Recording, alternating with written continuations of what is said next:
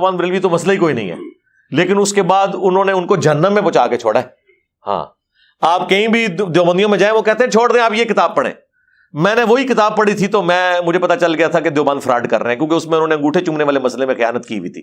وہاں سے وہ پکڑے گئے، میں نے وہ لنگوٹی پکڑ لی. میں نے کہا یار یہاں آ کے تو فتاوی شامی میں واضح لکھا ہوا ہے، کیوں نہیں مان رہے؟ ٹھیک ہے نا. اور اگر آپ بریلویوں کی جانب آئے وہ آپ کو جال ہاک دیں گے پڑھنے کے لیے. سب کے پاس یہ ہے. اور اہل حدیث نے بھی تلاش حق، جس میں وہ ایک بندے کی پوری لائف سٹوری ہے، ساروں نے اپنی اپنی کتابیں رکھی ہوئی ہیں.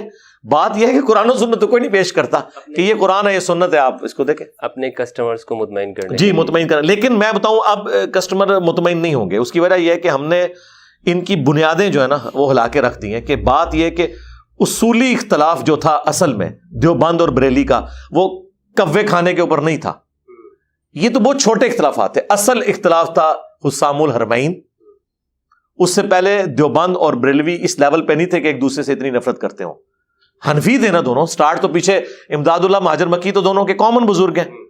اور المحند میں بھی آپ دیکھیں انہوں نے لکھا ہے کہ ہم سلسلہ چشتیہ قادریہ نقشبندیہ سارا انہوں نے لکھا ہوا ہے.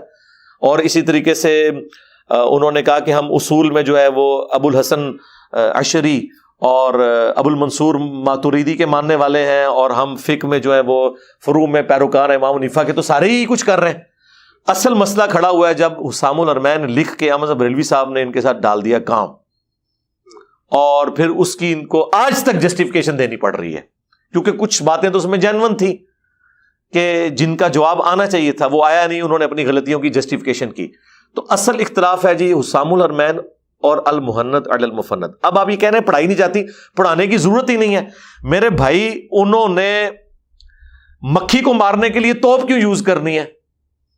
تو یہ توپیں انہوں نے سنبھال کے رکھی ہوئی ہیں. وہ اس سے پہلے ہی اتنی ڈفرینسز کریٹ کر دیتے ہیں کوے کے نام کے اوپر، کبھی کچھ نام کے اوپر، کہ اس کے بعد ان کو یہ کام کرنے کی ضرورت نہیں. یہ تو جو تحقیقی لوگ ہیں نا ان کو پتا چلتا ہے کہ مسئلہ، یعنی میں نے آ کے یہ پوری دنیا کے اندر یہ آواز اٹھائی ہے سب سے پہلے. کبھی پلیٹ فارم سے تو یہ آواز نہیں اٹھی ہے کہ دیوبند بریلی اصل اختلاف کیا ہے. کوے کا اختلاف نہیں ہے. اصل اختلاف حسام الحرمین اور المحند ہے، کیونکہ وہ دونوں ایک دوسرے کو اسلام سے نکالے بیٹھے ہوئے ہیں. انہوں نے کہہ دیا حسام الحرمین میں کہ یہ مرتد ہیں، ان کے کفر میں شک کرنے والا بھی کافر، اور المحند میں انہوں نے لکھ دیا کہ یہ شیطانی لشکر ہے جو ہم پہ حملہ آور ہوا ہے. تو اب بس بات ختم ہو چکی ہے، اب جو مرضی کریں آپ. ابھی کی دیوبندیت المحند کے اوپر ہے؟ جی بالکل ہے. اس کا سب سے بڑا ثبوت یہ ہے کہ کوئی ایک اتھینٹک دیوبندی عالم پلانٹ ارتھ پہ موجود نہیں جو المحند کے کسی عقیدے کو غلط کہے ڈنکے کی چوٹ پہ.